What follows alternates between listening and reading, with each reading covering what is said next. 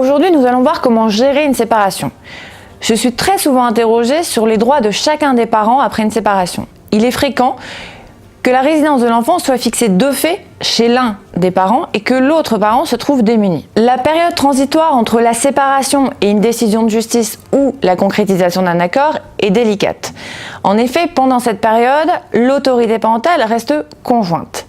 L'autorité parentale peut être définie comme l'ensemble des droits et obligations que reconnaît la loi aux parents.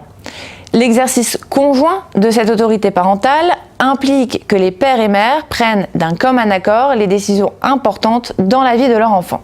Les parents doivent donc s'entendre et prendre ensemble les décisions importantes pendant cette période transitoire. Cela n'est pas évident. Après une séparation, il est difficile de mettre de côté ses émotions et son ressenti et de renouer le dialogue.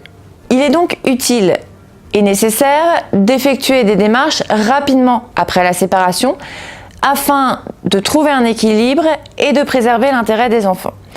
Une médiation familiale sera envisagée avant de saisir le juge aux affaires familiales et solliciter la fixation d'une résidence habituelle, d'un droit de visite et d'hébergement et d'une contribution à l'entretien et à l'éducation de l'enfant.